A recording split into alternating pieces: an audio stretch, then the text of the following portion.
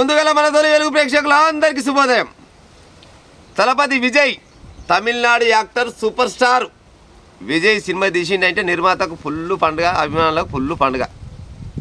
గసంట ఆయన ఒక పార్టీ పెట్టిండు, అది అందరికి ఎరుకున్న ముచ్చటే. అయితే నిన్న ఒక కరూర్ అనే ఒక ప్రాంతానంట మీటింగ్ పెట్టిండట. మీటింగ్ పెట్టి సారు 4 గంటల ఆలస్యంగా వచ్చిండట. 4 గంటల ఆలస్యంగా వస్తారు కదా జనాలు, తొంగి చూడ వంగవాడ, తొంగి చూడ వంగవాడ. జనాలంతా బేవసాయి ఇక వస్తాడని చూసిరట. మొత్తం రోడ్ అంతా ఇరికిరుకుందంట. జనాలు మొత్తం ఉసుక పోస్తే రాలనంత పబ్లిక్ పోయిరంట. మరి ఆయన చూస్తాందుకు పోయిరా, లేకపోతే పార్టీ మీద అభిమానమా, లేకపోతే అక్కడ ఉన్న పార్టీల పైన వ్యతిరేకత, ఇక మనకు తెలియదు. కానీ ఫోన్ అయితే పోయిరట. ఎంత 38 మంది చచ్చిపోయిరా తొక్కిసలాటలా. 100 మందికి పైన గాయాలైనాయి అంట. ఇంకా 100 మందిలో కూడా ఎంతమంది వస్తారనేది కూడా ఇంకా క్లారిటీ రాలేదు. ప్రభుత్వ ఆసుపత్రి మొత్తం బెడ్లు దొరకకుండా మొత్తం కిక్కిచ్చిపోయినాయట. దవాఖాన మొత్తం 38 మంది చచ్చిపోయినాయట. చూడూరి తెల్లారితే దసరా పండుగ పూటకు గిసోటి పని చేసుకుంటూ కూసురా తమిళనాడులో. ఊటిన కరూరు చేరుకున్న సీఎం స్టాలిన్. సీఎం అయిన వస్తాడు, పిఎం అయిన వస్తాడు. హైకోర్టు రిటైర్డ్ జడ్జితో విచారణ. ఇప్పుడు విచారిస్తారు ఎట్టయింది, ఏం కథ, దానికి కారణం అవ్వలు అని మొత్తం కనుక్కుంటారు.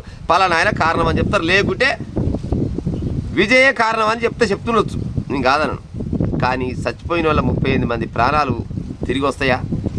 100 మందికి పైన గాయాలైనాయట. అందులో ఎంతమంది చేస్తారో తెలియదు. మరి వీళ్ళందరికీ న్యాయం జరుగుతుందా? దీని తప్పు ఎవరిది ఉంటుంది ప్రజలారా? దీని తప్పు 100% జనాలదే తప్పు. ఇప్పుడు ఆయన సినిమా యాక్టర్ విజయ్. ఆయన సినిమాలల్లో రోజు పొద్దుగల లేచి పొద్దుగు కిందాక చూడవచ్చు ఆయన సినిమాలలో ఆయనని. లేకపోతే చాలా మంది ఆయనని డైరెక్ట్ కూడా చూసి ఉండొచ్చు. లేదు ఆయన పార్టీ మీద అభిమానం ఉండొచ్చు, అక్కడ ఉన్న పార్టీ మీద వ్యతిరేకత ఉండొచ్చు, అదొక భాగం.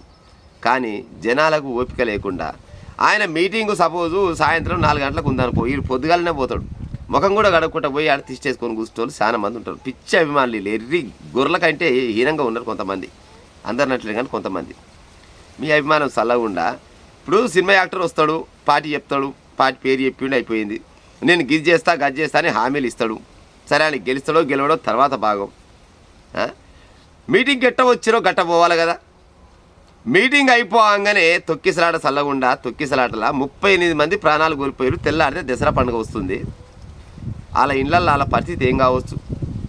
ఇవాళ ఎంక్వైరీ చేస్తారు. లేకపోతే అక్కడ ఉన్న పోలీసు వాళ్ళు తప్పు కావచ్చు అంటారు, లేకపోతే కరెంటు షాక్ వల్ల చచ్చిపోయారు అంటారు, లేకపోతే స్టేజ్ కరెంట్ లేదంటారు, లేకపోతే ఇంకో రకంగా మొత్తం కాకుంటే సినిమా యాక్టర్ విజయ్ కారణంగానే గిది అయిందని ఒక ఏమంటారు క్లియరెన్స్ వస్తుండొచ్చు. కానీ పోయిన వాళ్ళ పానాలు తిరిగి వస్తాయా?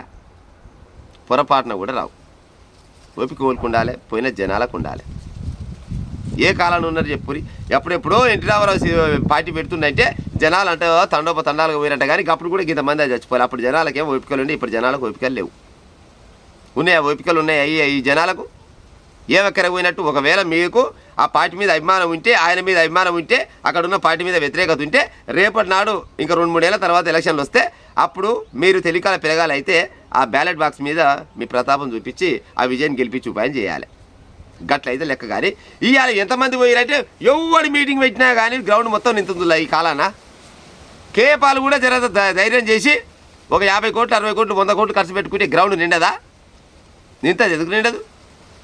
కేపాలు కూడా ఇక్కడ మునుగోళ్ళ ఏదో ఎలక్షన్ జరిగితే పోతే ఏటు పోయినా కానీ ఉసుకపోతే 4 మంది వచ్చారు. కేపాలు డబ్బోడు వ్యక్తి లొడపీసి ఓట్లు పోయి గిన్నెపడ్డాయి. అది కాదు లెక్క. రేపటి నాడు ఓటు బాక్స్ ఓపెన్ చేసిన నాడు గల్లా ఎన్ని ఓట్లు ఉంటే గాడి హీరో అన్నట్లు లెక్క. మీకు జర్రనన్న ఓపిక లేకుండా పాడైపోరు. 38 మంది పానాలు కోల్పోయారంటే పోతప్పుడేమో నిమ్మలంగానే పోతారు. వెళ్తప్పుడు ఏమవుతుంది? ఒక 10 నిమిషాలు లేట్ అవుతామా? ఏమవుతుంది చెప్పురి? పోలీసు వాళ్ళ మీద పెడతారు. ఇప్పుడు ఏమనంటే పోలీసు వాళ్ళు సెక్యూరిటీ కరెక్ట్ ఇవ్వలేదు, లేకపోతే ప్రభుత్వం మీద పెడతారు. ప్రస్తుతం ఉన్న ప్రభుత్వం మీద తప్పు పెడుతుండొచ్చు. ప్రభుత్వం వాళ్ళు కరెక్ట్ మాకు ప్రొటెక్షన్ ఇవ్వలేదు అని అంటే ఎంతమంది ప్రొటెక్షన్ ఇస్తారు? పోలీసు వాళ్ళు మాత్రం వాళ్ళు మనసులే కదా. పోలీసులు కూడా మనసులే కదా. వాళ్ళు ఎంతమంది కానీ ప్రొటెక్షన్ ఇస్తారు? ఒక దెబ్బ కొడదామంటే ఓ బదనమాయ. మా పార్టీ మీటింగ్కి వస్తే ప్రభుత్వం వాళ్ళు పోలీసు వాళ్ళతో కొట్టిపించారని మళ్ళీ ఇదో బదనమాయ.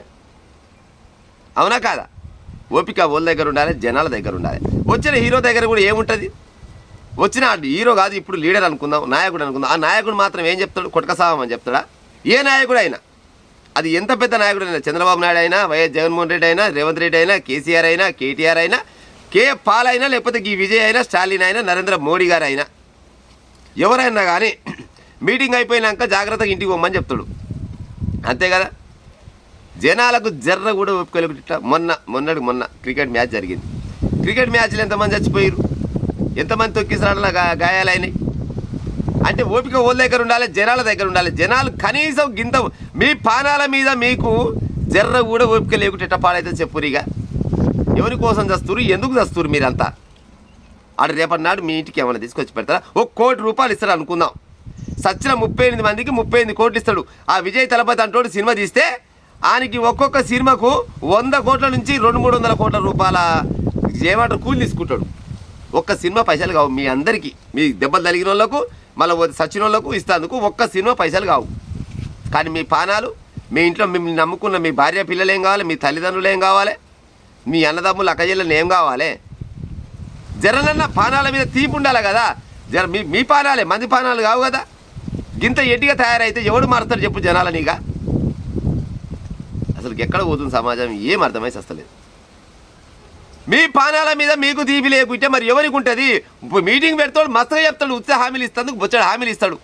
ఏ భారతదేశంలో దమ్మున లీడర్ చెప్పమని పోయినా విద్యా వైద్యం ఉచితం ఇచ్చే దమ్మున లీడర్ కూడా బయటికి రమ్మని చూద్దాం. ఎవడు ఉన్నాడు? మాటలు మస్తుగా చెప్తారు, పనికిరాని పథకాలు పెడతారు, ఆ పథకం పెడతా, ఈ పథకం పెడతా, లొటపీస్ మాస్పత్రి పెడతా అని అధికారంకి వస్తారు. అధికారంకి వచ్చినాక జనాలను ఇట్లా చేయి పెడతారు. ధరలు తగ్గించేది వాడే, మళ్ళీ పెంచేది వాడే, తగ్గించేది వాడే. పెంచినప్పుడేమో అయ్యో పెంచినట్టు, తగ్గియంగా ఏం తగ్గించిండే మా లీడర్ అంటాడు. జర్ర కూడా అర్థం చేసుకోరు జనాలు. ఎందుకు పెంచాల్సి వచ్చింది, మరి ఎందుకు తగ్గించాల్సి వచ్చింది ఇలా అనే ఆలోచన ఎవరికని ఉంటుందా? ఎవరికి ఉండదు. అగోది ఇలా కేంద్ర ప్రభుత్వం జీఎస్టీ తగ్గించిందనగా సంఘాలు గుర్తుకుంటారు. మరి జీఎస్టీ పెంచిన వాడు కేంద్ర ప్రభుత్వమే కదా, మరి అడగరు ఎందుకు? మరి రాష్ట్ర ప్రభుత్వమైనా కేంద్ర ప్రభుత్వమైనా అన్ని రాష్ట్రాలలో ఉన్న ప్రభుత్వాలైనా కానీ వాళ్ళ స్వార్థాల కోసం పనికిరాని హామీలు ఇచ్చి జనాలంతా పోగేసి గొగ్గిసోని పనిచేస్తారు. గవిటి పైన ఏమైనా కొట్లాడాల్సి ఉండాలి. మీరు ఏం చేస్తున్నారు, మీకు ఓటేసిన పాపానికి అని అడగాలి. కానీ ఉత్త పుణ్యానికి మీటింగ్ కాడికి పోయి చక్కదానాల జీవితాన్ని, నిండు నూరేళ్ల జీవితాన్ని ఒక్కొక్కటి యువకులు ఉండదు చచ్చిపోయిన దాంట్లో ఏం చెప్తారు? మరి మీ కుటుంబాలకు వాళ్ళకి ఏం సమాధానం చెప్తారు? నేను మళ్ళీ చెప్తున్నా, ఒక్క సినిమాకు 200-300 కోట్ల రూపాయలు తీసుకుంటాడు విజయ్. ఇవాళ విజయ్ అంటుండు నా గుండె మొత్తం పగిలిపోయినట్టు అయిందని అంటుండు. అంటారు ఎవరైనా, మానవత్వం ఉన్న మనిషి ఎవడైనా ఏమంటారంటే, అయ్యో నా మీటింగ్కి వచ్చి గిసోటి పని అయింది కదా, నా పానం అంతా అయిపోయింది, ఇక నేను అసలు బతికి కూడా దండగానే నా గుండె అంతా పలిగిపోయిందని అంటాడు. అంటే మన అనుభవరకే అంత మాత్రాలు చచ్చిపోతారా విజయ్?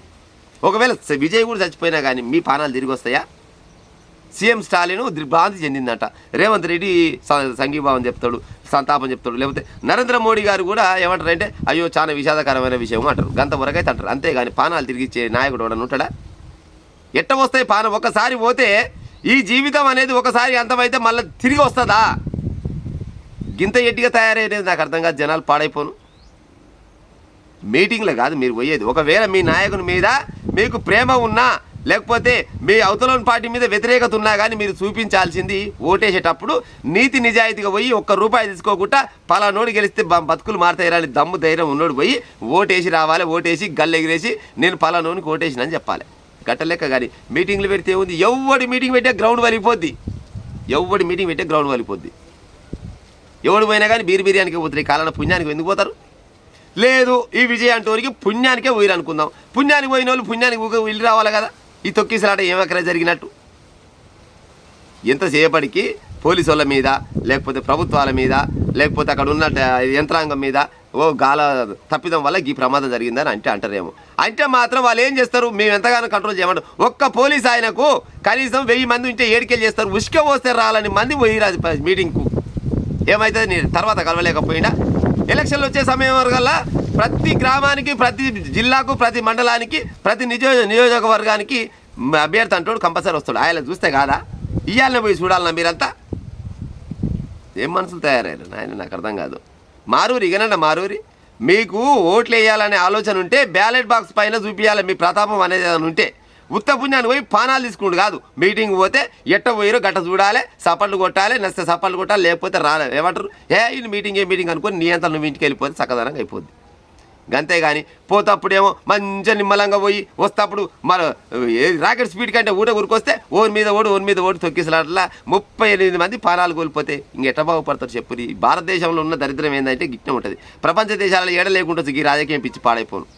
మా లీడరు ఎవడు లీడరు కాడు. వాడి స్వార్థం కోసమే వస్తాడు ఎవడు వచ్చినా. ఏది రమ్మను ఇవాళ దళపతి విజయ్ ఉన్నాడు కదా, దళపతి విజయ్ ఉంటే దాని దగ్గర నాకు తెలిసి అయితే లక్షల కోట్ల రూపాయలు ఉండొచ్చు. సరే 1000 కోట్ల రూపాయలు ఉండొచ్చు. 1000 కోట్ల రూపాయలు మొత్తం జనాలకు పంచిపెట్టి బయటికి రమ్మని చెప్పాలి. ₹1 వంచకుంటే మీటింగ్ పెట్టాలి. ₹1 వంచకుంటే రేపన్నాడు ఎలక్షన్లో నిలబడాలి. ఆయనకి ఓటేస్తే నిలబడ్డాడు మొగోడు అవుతాడు, వేసిన వాళ్ళు మీరు మొగోళ్ళు అవుతారు. గట్ట కానీ పశలకు ఆయన పశలు ఇస్తాడు, మీరు ఓట్లేస్తే ఏం చక్కదానం అన్నట్టు. అది దయచేసి మా అమ్మగాని మారే ఉపాయం చేయరి. ఈ నాయకులను నమ్ముకొని మీ పానాల మీద తెచ్చుకోకూరి. ఉత్త పుణ్యానికి ఒక్కసారి మనిషి చచ్చిపోతే మళ్ళీ రానే రాదు. అది ఇచ్చేది ఉంటే అది ఏమైనా ఏమంటారు సినిమాలలో రావాల్సిందే, కానీ నిజ జీవితంలో మనిషి చచ్చిపోతే మళ్ళీ రాడు. ఉత్త పుణ్యానికి మీ పానాల మీద తెచ్చుకునే ఉపాయం చేయకూరి. ఇక ఉంటామని.